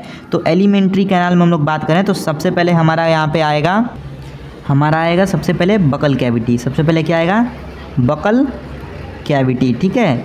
दूसरा हमारा क्या आएगा, ईसोफेगस, ठीक ना, ये फूड पाइप जिसे हम लोग कहते हैं, ऐसे मार्क कर सकते हो आप, फूड पाइप, यहाँ देखते जाओ साथ में, ये हमारा बकल कैविटी होता है, ठीक ना, ये पोर्शन यहाँ पे इसमें नहीं मार्क कर रखा है, ठीक है, कोई बात नहीं, हम लोग इसको आगे देख लेंगे। दूसरा हमारा क्या आता है, ईसोफेगस, ठीक ना। तीसरा हमारा फूड कहाँ जाता है, स्टमक में, ठीक है। चौथा हमारा फूड कहाँ जाता है, यहाँ चौथा हमारा फूड जाता है स्मॉल इंटेस्टाइन में, ठीक है। इसके बाद हमारा फूड कहाँ जाता है, लार्ज इंटेस्टाइन में, और एट द एंड हमारा एनल कैनाल से ये सिक्रीट हो जाता है, ठीक ना। ये सॉलिड फूड की हम बात कर रहे हैं, इजेशन की, ठीक ना, जो यहाँ से पास हो जाएगा, ठीक ना। बाकी जो लिक्विड है मटेरियल वो लार्ज इंटेस्टाइन तक एब्जॉर्ब हो जाता है और वो हमारे यूरिन से सिक्रीट हो जाता है, ठीक ना। अब हम लोग एक बार बात कर लेते हैं एक्सेसरी ग्लैंड्स की, ठीक ना। यहाँ मैं एक्सेसरी ग्लैंड्स को बता देता हूँ, एक बार ध्यान से देखना। तो सबसे पहले हमारा माउथ में सबसे पहले हमारा आता है सलाइवरी ग्लैंड, ठीक ना, सलाइवरी ग्लैंड, ठीक ना। फिर हमारा आता है गैस्ट्रिक ग्लैंड, गैस्ट्रिक ग्लैंड जो हमारा स्टमक के लाइनिंग पे बना होता है, ऐसे स्टमक के लाइनिंग पे ये ग्लैंड्स होते हैं जो कि सिक्रीट करते हैं तरह तरह की चीज़ें। फिर हमारा आ जाता है इंटेस्टाइनल जूस जो कि इंटेस्टाइन सिक्रीट करता है, बट हमें यहाँ पे ऑर्गन्स और ग्लैंड्स को केवल पढ़ना है। और यहीं बीच में लीवर प्लस पैनक्रियाज का भी सिक्रीशन होता है। इसके बाद हमारा स्मॉल इंटेस्टाइन में जाता है, ठीक ना। तो लीवर और पैनक्रियाज, लीवर से बाइल आता है और यहाँ से पैनक्रियाटिक जूस आता है, पैनक्रियाटिक जूस आता है, ठीक है, कोई दिक्कत नहीं होनी चाहिए यहाँ पे बस। और इसके बाद स्मॉल इंटेस्टाइन और फिर लार्ज इंटेस्टाइन, फिर फूड सिक्रीट हो जाता है। देखो यार, तुम्हारे मुंह के अंदर जो हॉलो कैविटी होती है ना, मतलब जो तुम्हारे मुंह के अंदर जितनी भी कैविटी बनती है, खाली जगह, कैविटी मतलब खाली जगह, उससे हम लोग कहते हैं बकल कैविटी, ठीक ना, बकल कैविटी यहाँ पे एक बार मेंशन किया हुआ है मैंने, ठीक ना। इसी के अंदर तुम्हारे क्या होते हैं, तीत होते हैं, ठीक ना, तीत होते हैं, ठीक है, दांत होते हैं तुम्हारे, ठीक ना। और यहीं पे सलाइवा का सिक्रीशन होता है, टंग होता है, यहाँ पे क्या होता है, तीत होता है, टंग होता है इस कैविटी में, प्लस यहाँ पे सलाइवा सिक्रीट होता है, सलाइवा सीक्रेट होता है, ठीक ना। तो आओ हम लोग एक एक को पढ़ते हैं आगे। तो टीथ का मेन रोल क्या होता है हम लोग का, क्रशिंग ऑफ फ्रूट, ठीक ना, क्रशिंग ऑफ फूड सॉरी, चबाने के लिए, ठीक ना। इसके बाद हमारा टंग क्या करता है, उसको मिक्स करता है, ठीक ना, मिक्स करता है, प्लस टेस्ट में भी इसका मेन रोल होता है, टेस्ट हमें बताता है, ठीक है। इसके बाद जो हमारा सलाइवा होता है ना, ये सीक्रेट कौन करता है, सिक्रीटेड बाई सलाइवरी ग्लैंड, ठीक ना, सलाइवरी ग्लैंड से ये सिक्रीट होता है हमारे बॉडी में, माउथ में, मतलब 3 पेयर होते हैं, किसके, 3 पेयर होते हैं सलाइवरी ग्लैंड के, ठीक ना, जो कि इसे सिक्रीट करते हैं। और सलाइवरी ग्लैंड जो होते हैं, सलाइवा जो होता है सॉरी, इसमें हमारे क्या होते हैं, सलाइवरी अमाइलेज होते हैं, एमाइलेज वर्ड ध्यान देना, अमाइलेज वर्ड रिप्रेजेंट करता है स्टार्च डाइजेस्ट करने वाले को, यानी कि ये स्टार्च या फिर कार्बोहाइड्रेट को डाइजेस्ट करता है, ठीक है। तो हमारे सलाइवा में सबसे पहले सलाइवरी अमाइलेज हुआ, और दूसरा एक टाइलिन नाम का भी एंजाइम होता है, ये टाइलिन, ये इसमें भी पी साइलेंट होता है, ठीक है। अब हम देखते हैं अमाइलेज का रोल कैसे, मतलब कैसे काम करता है। तो सबसे पहले यहाँ पे आप देख सकते हो, जो हम फूड इंटेक करते हैं स्टार्च होता है, इसीलिए जब आप चबाते हो रोटी को तो उसमें स्टार्च होते हैं, ठीक है। वो टूटने के बाद देखना, जब थोड़ी देर बाद वो अमाइलेज से रिएक्ट करता है तो वो ब्रेक हो जाता है, ठीक ना, वो ब्रेक हो जाता है, देखो इधर अमाइलेज। तो सबसे पहले ब्रेकडाउन अगर किसी चीज़ का होता है हमारे मतलब पूरे एलिमेंट्री कैनाल में, तो वो होता है स्टार्च या फिर कार्बोहाइड्रेट। और कहाँ ब्रेक होता है, माउथ में, करता कौन है, अमाइलेज, ये ब्रेक हो जाता है माल्टोज में। ये एक शुगर होते हैं, कार्बोहाइड्रेट मतलब शुगर, ठीक है। तो स्टार्च क्या है, एक शुगर है, बट ये कॉम्प्लेक्स होता है, ठीक ना, ये कॉम्प्लेक्स है, समझ सकते हो आप। और ये क्या है, एक सिंपल शुगर है, ठीक ना, सिंपल शुगर होता है, ठीक ना। इसीलिए रोटी कुछ देर बाद हमें मीठा लगने लगती है, क्योंकि माल्टोज, लैक्टोज ये सभी मीठे शुगर्स होते हैं, ठीक ना, स्वीट शुगर्स होते हैं। अब यार हमने एंजाइम तो बहुत सुना, लेकिन हमें पता भी तो होना चाहिए कि एंजाइम होता क्या है, एंजाइम असल में होता क्या है। तो एंजाइम वो बायो कैटलिस्ट होता है, बायो कैटलिस्ट, जैसे आपने केमिस्ट्री में पढ़ा हुआ, कैटलिस्ट ऐसी चीज़ें होती हैं जो रिएक्शन को क्या करती हैं, स्पीड अप कर देती हैं, ठीक ना, स्पीड अप कर देती हैं। वैसे ही हमारा बायो कैटलिस्ट, यानी हमारे बॉडी में जो चल रहे हैं लिविंग रिएक्शंस जो होते हैं, मतलब जो एक लिविंग बॉडी के अंदर चल रहे होते हैं, ये उसमें यूज़ होते हैं। हालांकि अगर आप इन एंजाइम्स को बाहर पे भी यूज़ करोगे तो ये काम करते हैं, बट मेन जो इनका सोर्स होता है बनने का, वो कहाँ होता है, एक लिविंग बींग में होता है, ठीक ना, फॉर्म्ड इन लिविंग बींग, है ना। एंजाइम्स को कौन बनाते हैं, केवल लिविंग बींग्स ही बनाते हैं, ठीक ना।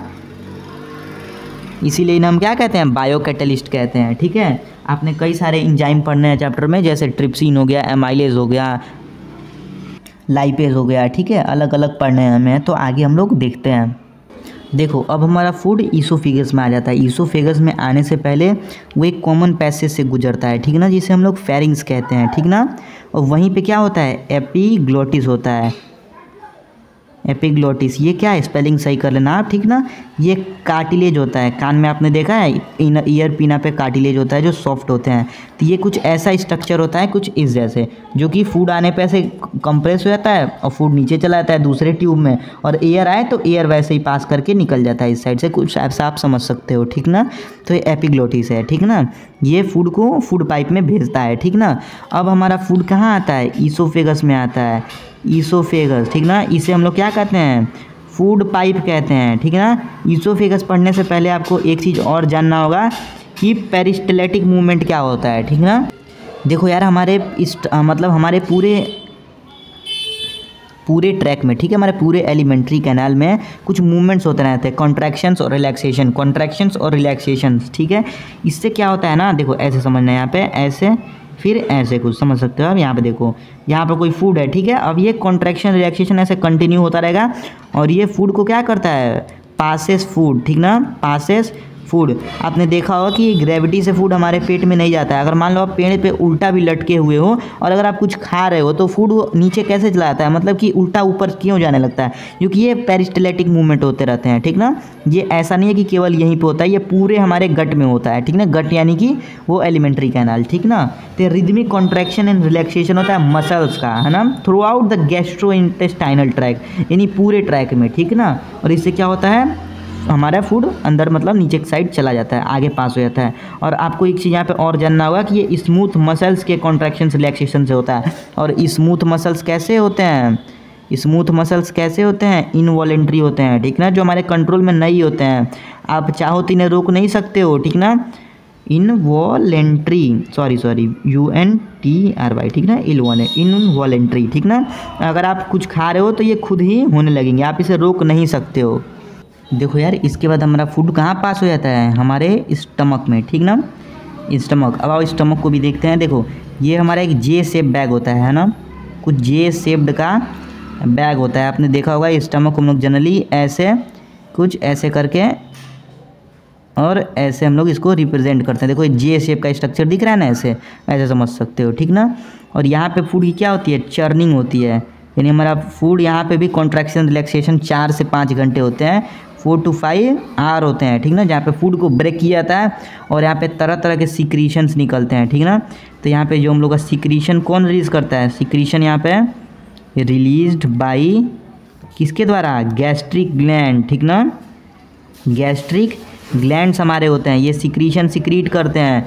और इन्हीं सिक्रीशंस में क्या क्या होता है हम लोग को आगे पढ़ना है। गैस्ट्रिक ग्लैंड्स देख लो होते क्या हैं, इनर लाइनिंग, ठीक ना, जो इनर हमारी लाइनिंग है ना स्टमक की, इनर लाइनिंग पे होते हैं, ठीक ना। चलो मैं हिंदी में लिख दिया, यहाँ पे होते हैं, ठीक ना।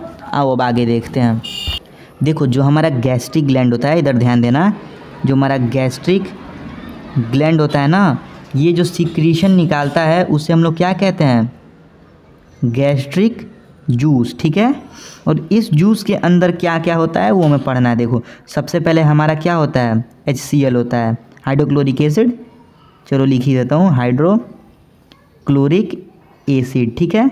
ये एसिडिक होता है, ठीक ना, एसिडिक होता है। और एसिडिक होने के साथ साथ इसके रोल भी आप पढ़ते जाओ, है ना। ये क्या करता है, पेप्सिनोजेन, है ना, पेप्सिनोजेन, जो कि इनएक्टिव फॉर्म में होता है, इनएक्टिव फॉर्म में होता है, मतलब उसको कन्वर्ट कर देता है किस में, पेप्सिन में, ठीक ना, पेप्सिन। और ये क्या होता है, प्रोटीन डाइजेस्टिंग होता है, प्रोटीन डाइजेस्टिंग होता है, ठीक ना, ये प्रोटीन को डाइजेस्ट करता है। और ये पेप्सिन क्या होता है, एक्टिव फॉर्म में होता है, ठीक है, एक्टिव फॉर्म में होता है। तो पहला रोल इसका ये हो गया। और दूसरा रोल क्या हो गया, एसिडिक है, तो ये क्या किसको किल करता है, किल जर्म्स को किल करता है, ठीक ना। आपकी नॉलेज के लिए बता दूं कि जो HCl सिक्रीट होता है हमारे स्टमक में, उसका pH 1.8 के बराबर होता है। सोच सकते हो आप कितना एसिडिक होगा ये। देखो दूसरा हमारा होता है पेप्सिन, ठीक ना, पेप्सिन। अभी आपने पढ़ा होगा कि ये एसिडिक चाहिए इसको, मीडियम एसिडिक इससे नहीं चाहिए बल्कि पेप्सिनोजिन को चाहिए। तो हम लोग कह देते हैं कि हाँ इसको एसिडिक मीडियम चाहिए वर्क करने के लिए, क्योंकि ये पहले इस फॉर्म में होता है, पेप्सिनोजिन के फॉर्म में, जो कि एसिडिक मीडियम मिलने से पेप्सिन में कन्वर्ट हो जाता है, ठीक ना। ये क्या है, प्रोटियोलिटिक है, प्रोटियोलिटिक इंजाइम है। ऐसे इंजाइम जो प्रोटीन डाइजेस्ट करते हों उन्हें प्रोटियोलिटिक कहते हैं, ठीक ना। और ये क्या करता है, प्रोटीन को ब्रेक कर देता है किसमें, प्रोटियोसेस और पेप्टोन्स में तोड़ देता है, ठीक ना। ये क्या है, सिंपल प्रोटीन के फॉर्म होते हैं, ठीक ना, जो कि हम सिंपली एब्जॉर्ब कर सकते हैं, ऐसा कुछ समझ सकते हो आप। जबकि ये हम एब्जॉर्ब नहीं कर सकते, जो मतलब हार्ड प्रोटीन्स होते हैं, कॉम्पैक्ट प्रोटीन्स, ओके। देखो यहाँ देखो, अब जो थर्ड हमारा होता है वो होता है म्यूकस, ठीक ना। म्यूकस से आप कुछ समझ सकते हो, कुछ चिपचिपा सा समझ सकते हो, ठीक है। तो ये म्यूकस क्या होता है, ये हमारे इंटरनल लाइनिंग को प्रोटेक्ट करता है। इंटरनल लाइनिंग को किससे प्रोटेक्ट करता है, ठीक ना, from pH of HCl, acidic pH है ना, एसिडिक pH से, ठीक ना। क्योंकि हमारे स्टमक, मान लो सोचो खुद HCl आप एसिड है, ठीक है, वो अगर हमारे स्टमक में बिना म्यूकस के सिक्रीट हुआ है तो हमें क्या होने लगेगी, जलन होने लगी, अल्सर्स पड़ जाएंगे हमारे स्टमक में अगर म्यूकस किसी का डिफेक्टिव है या फिर नहीं सीक्रीट हुआ तो, ठीक है। इसीलिए ये सीक्रीट होता है। इसका मेन रोल क्या होता है? प्रोटेक्शन होता है। सीक्रीट कौन कर सकता है? आप चाहो तो याद कर सकते हो, म्यूकस नेक सेल होते हैं, ठीक ना, नेक कहते हैं, म्यूकस नेक सेल्स होते हैं जो इसे सीक्रीट करते हैं, ठीक है। अगर आप कोई रेफरेंस बुक यूज़ करते हो तो उसमें आप फोर्थ चीज़ एक देख सकते हो, रेनिन नाम का एक एंजाइम होता है, ठीक ना, रेनिन, ये सीक्रीट होता है, ठीक ना, सीक्रीटेड बट ओनली इन इन्फेंट्स। किस में सीक्रीट होता है? इन्फेंट्स में, जो छोटे बच्चे होते हैं, ठीक ना। और ये क्या करता है? मिल्क डाइजेस्टिंग होता है, ठीक ना, ये मिल्क को क्या करता है? डाइजेस्ट करता है, ठीक है। इसमें देखा होगा आपने, बच्चों को दूध डाइजेस्ट होता है ईजिली, बट एज के साथ वो कुछ हद तक कम हो जाता है। बहुत सारे लोग प्रोटीन लैक्टोज इंटॉलरेंट भी होते हैं, ठीक ना, वो इसी वजह से, क्योंकि उनमें रेनिन बिल्कुल भी सीक्रेट नहीं होता है, ठीक है। हाँ, ये भी कैसा होता है? प्रोटियोलिटिक एंजाइम होता है, ये भी प्रोटियोलिटिक एंजाइम है, ठीक ना। और ये कडलिंग करता है, मिल्क का कडलिंग, दही में कन्वर्ट कर सकता है उसको, मतलब दही समझ सकते हो आप, जो डाइजेस्ट हो जाता है, दूसरे फॉर्म में कन्वर्ट होता है, तो हम उसे कडलिंग कह देते हैं। देखो कभी कभी क्या होता है ना, एक्सेस HCl हमारे स्टमक में सीक्रेट होता है, ठीक ना, एक्सेस HCl, ये क्या करता है? एसिडिटी कॉज करता है, ठीक ना, एसिडिटी, समझ रहे हो। ज़रूरत से ज़्यादा जब HCl सीक्रेट हो जाता है और हमने कुछ खाया भी नहीं होता है तो वहाँ पे क्या होता है? एसिडिटी हो जाता है, ठीक ना। इसको न्यूट्रलाइज करने के लिए यहाँ देखो, टू न्यूट्रलाइज हम क्या करते हैं? बेस खाते हैं, ठीक ना, बेस को हम लोग या फिर डिज़ोल्व फॉर्म में ले लेते हैं, जैसे कि इनो आपने देखा होगा, ठीक ना, इनो आता है जो ग्रीन पैकेट में, वो क्या होता है? एक बेस होता है, ठीक ना, वो क्या करता है? एसिडिटी को न्यूट्रलाइज कर देता है, ठीक है। इसीलिए आपने देखा होगा कि 5 सेकंड में राहत मिल जाता है लोगों को। देखो अभी तक हमारा फूड कहाँ पे था? स्टमक में था। कितने घंटे रहा? 4 से 5 घंटे जनरली रहता है फूड वहाँ पे, ठीक ना। इसके बाद हमारा फूड जैसे ही एंटर करता है स्मॉल इंटेस्टाइन में, ठीक है, स्मॉल इंटेस्टाइन में, ठीक ना, वैसे यहाँ पे 2 सीक्रेशंस और आते हैं, ठीक ना। पहला हमारा आता है लीवर का और दूसरा हमारा आता है पैनक्रियाज का, ठीक है, पैनक्रियाज का। अब आओ देखते हैं लीवर को भी और पैनक्रियाज को भी, उसके बाद हम स्मॉल इंटेस्टाइन को लेके चलेंगे, ठीक है। देखो यार, ये हमारा है लीवर, ठीक है। लीवर एक तुमने ऐसे करके ऑर्गन देखा होगा, और आप तुम्हारी जानकारी के लिए बता दूं कि ये हमारे बॉडी का लार्जेस्ट ग्लैंड होता है, यानी सबसे बड़ा ग्लैंड होता है, ठीक ना, लीवर। ये सीक्रेट क्या करता है? बाइल जूस सीक्रेट करता है, ठीक ना, बाइल जूस होता है। तो इसका मेन रोल अभी हम लोग देखेंगे, ठीक ना, ये बाइल जूस है, सॉरी। और इस बाइल जूस के अंदर क्या होते हैं? बाइल सॉल्ट्स होते हैं, ठीक ना। एक चीज़ और याद रखना, ये जो बाइल जूस है ये सीक्रेट भले लीवर करता है, बट ये स्टोर कहाँ होते हैं? स्टोर्ड इन गॉल ब्लैडर, ठीक ना, गॉल ब्लैडर, ठीक है। अब देखो ये बाइल जूस के अंदर बाइल साल्ट्स होते हैं, ठीक ना। अब ये बाइल साल्ट्स क्या करते हैं? फैट का इमल्सिफिकेशन करते हैं, ठीक है ना, इमल्सिफिकेशन ऑफ फैट, ठीक ना। यानी बड़े बड़े, देखो मान लो एक बड़ा सा फैट ग्रेन्यूल आया, ठीक ना, इस पे बाइल सॉल्ट्स ऐसे लगे, ठीक ना, इसको छोटे छोटे फैट में तोड़ दिया, इसे क्या करते हैं? इमल्सिफिकेशन ऑफ फैट कहते हैं, ठीक है। करता कौन है? Bile juice. बाइल जूस में भी कौन करते हैं? बाइल सॉल्ट्स करते हैं, ठीक है। और एक चीज़ आपने और देखा होगा कि जो फूड हमारा स्टमक से आ रहा था, यहाँ पे ये देखो, स्टमक से जो फूड आ रहा था वो एसिडिक है, ठीक ना, लेकिन अब ये लीवर के बाइल सॉल्ट से मिल करके क्या हो जाता है? जो कि प्लस बेसिक हो जाता है, मतलब बेसिक ये होता है, ठीक ना। तो कुल मिला के अब एक क्या होता है? फूड हमारा न्यूट्रल होता है। तो दूसरा इसका रोल क्या होता है कि फूड को ये न्यूट्रल भी कर देता है, जो फूड हमारा एसिडिक आता है। यानी अगर नहीं मान लो सीक्रेट होता है ये बाइल सॉल्ट्स, तो होता क्या कि स्टमक का जो एसिड है वो फिर हमारे स्मॉल इंटेस्टाइन के स्टार्टिंग वाले एरियाज़ को हार्म पहुँचा सकता था, ठीक है। अब देखो हम लोग दूसरे ऑर्गन की बात करते हैं, जो है क्या? पैनक्रियाज, ठीक है, pancreas. Second one is pancreas. ये भी देखो एक ग्लैंड होता है, ठीक ना, it is also a gland जो कि येलोइश कलर का होता है। देखो पैनक्रियाज भी एक ग्लैंड है, ठीक ना, जो कि हमारे बिहाइंड स्टमक होता है। इसका लोकेशन आप चाहो तो याद कर सकते हो, चाहो तो ना करो, ठीक ना। ऐसे जब आप मान लो ह्यूमन बॉडी है, ठीक है, यहाँ पे कुछ ऐसे मान लो ये ऐसे इसका हेड है, ठीक ना, ये हेड है, ठीक है, ये पीछे इसके हेयर्स हैं, ठीक ना। ये मान लो नोज़ वाला एरिया है, अगर यहाँ कहीं स्टमक है तो इसके पीछे ऐसे कहीं पैनक्रियाज होता है, यानी पीछे एक साइड होता है उसके, समझ सकते हो आप। ये थोड़ी सी एनाटॉमी हो गई इसकी, ठीक ना। अब देखो ये क्या सीक्रेट करता है? ये सीक्रेट करता है पैनक्रिएटिक जूस। अगेन हम इसमें देखने वाले हैं कि इस पैनक्रियाटिक जूस से किसका किसका डाइजेशन होता है, ठीक ना। तो सबसे पहले हमारा होता है यहाँ पे ट्रिप्सिन होता है, ठीक ना। सेकंड हमारा क्या होता है, लाइपेज होता है, ठीक ना। और हमारा थर्ड यहाँ पे क्या होता है, अमाइलेज होता है। सेम यहाँ पे भी आप याद कर सकते हो, ये ट्रिप्सिन, लाइपेज और अमाइलेज। अमाइलेज देख सकते हो आप स्टार्च के लिए होता है, ठीक ना। अमाइलेज स्टार्च के लिए होता है, लाइपेज हमारा फैट के लिए होता है, और फैट में भी कौन से फैट, इमल्सिफाइड फैट। और ट्रिप्सिन हमारा किसके लिए हो गया, प्रोटीन के लिए, ठीक ना। याद रखो आप, उसमें पेप्सिन था, इसमें ट्रिप्सिन है। तो सीन वर्ड जहाँ पे भी यूज़ हो रहा है, यहाँ देख सकते हो आप, जहाँ पे भी सीन वर्ड यूज़ हो रहा है, कुछ एक्स सीन मान लो, यहाँ पे एक्स में ट्रिप, यहाँ पे ट्रिप हो सकता है, ठीक ना। ये ट्रिप हो सकता है या फिर पैप हो सकता है, प्लस सीन वो क्या होता है, प्रोटीन, प्रोटियोलिटिक होते हैं, प्रोटियोलिटिक होते हैं, ठीक ना। एमाइलेज तो आपको पता ही है, लाइपेज ये फैट के लिए हो गया, ठीक है। और इसको थोड़ा और अच्छे से समझते हैं, ठीक ना। तो ट्रिप्सिन हमारा कुछ ऐसे काम करता है, देखो ये प्रोटीन के ऊपर क्या काम करेगा, ट्रिप्सिन काम करेगा, ठीक ना, फैट के ऊपर। और फैट में भी कौन से, जो पहले से ही इमल्सिफाइड हैं, इमल्सिफाइड यानी छोटे छोटे पीसेस में टूट चुके हैं, छोटे मॉलिक्यूल्स हो चुके हैं फैट के, उस पर कौन एक्ट करेगा, लाइपेज एक्ट करेगा, ठीक है। और थर्ड हमारा क्या हो गया, स्टार्च हो गया, ठीक ना। ये किस पे एक्ट करेगा, कार्बोहाइड्रेट पे, ठीक ना। इधर पहले कार्बोहाइड्रेट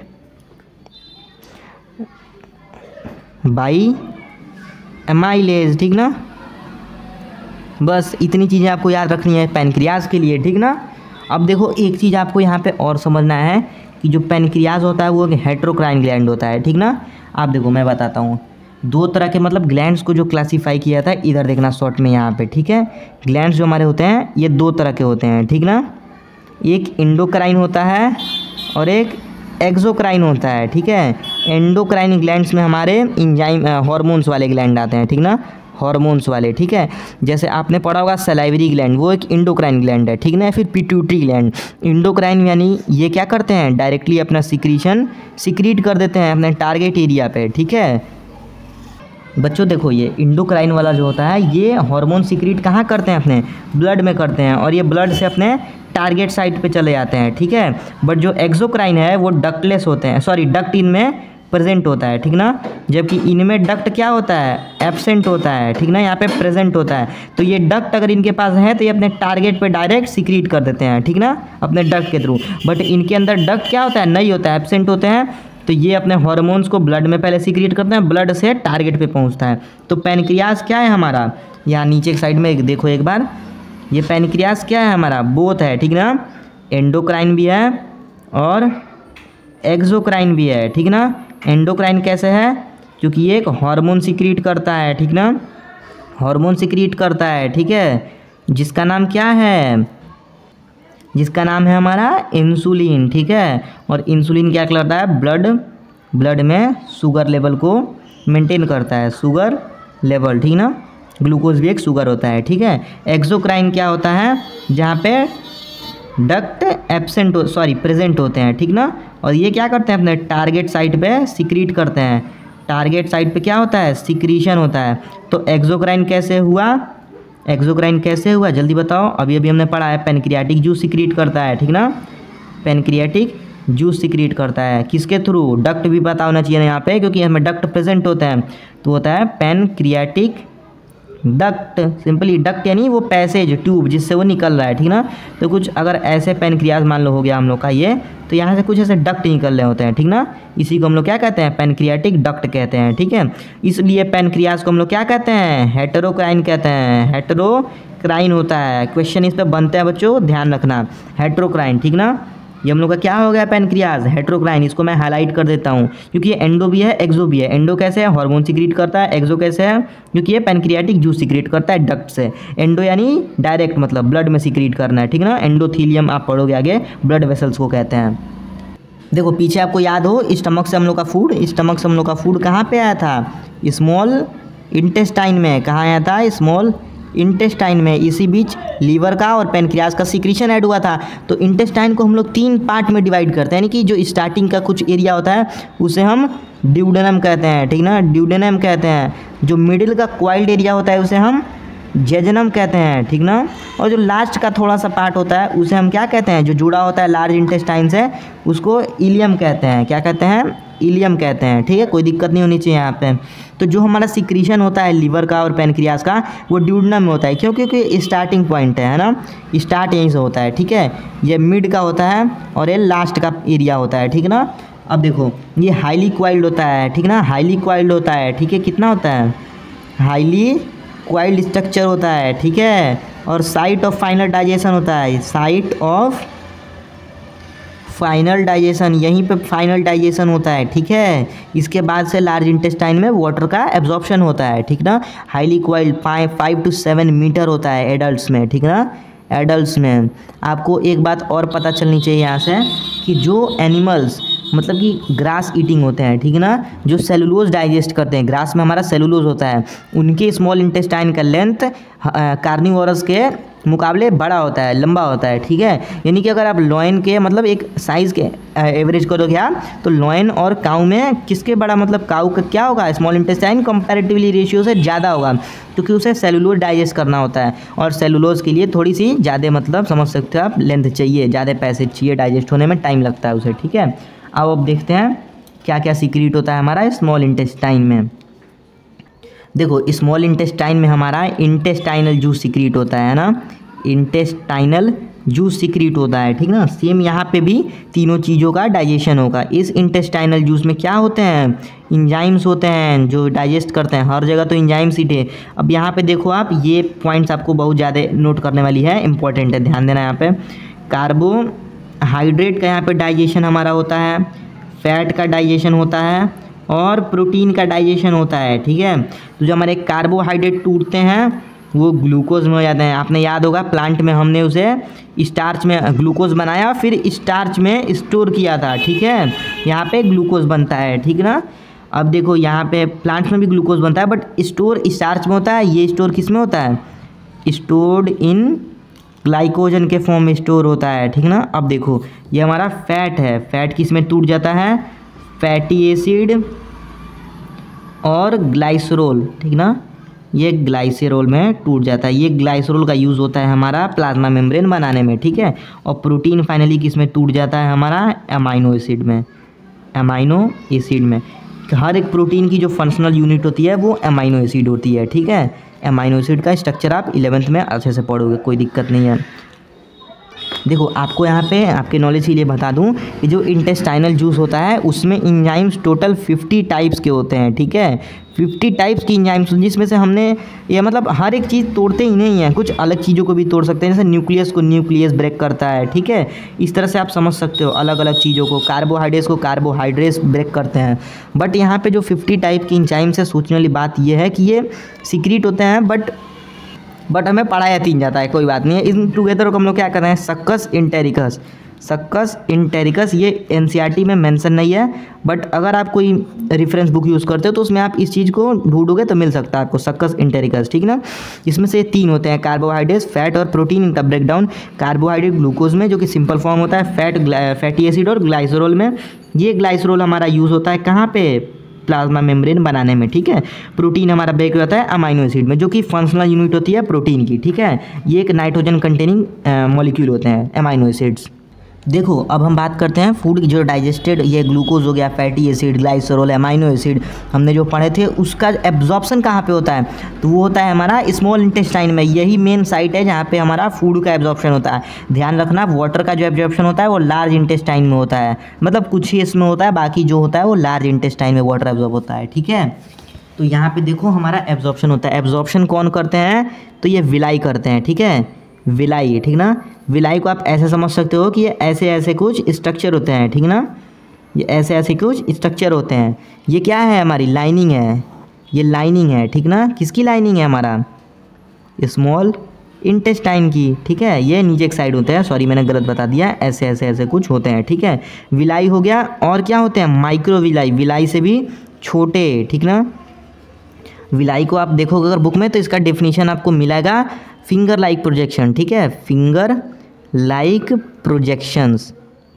और इसका रोल क्या होता है। देखो रोल एंड आपको कई बार बोर्ड के एग्जाम में आपको पूछेगा रोल क्या होता है, ठीक ना क्वेश्चन। तो रोल इसका यही होता है कि ये सरफेस एरिया को इंक्रीज़ करता है, सरफेस एरिया को क्या करता है, इंक्रीज़ करता है, ठीक है।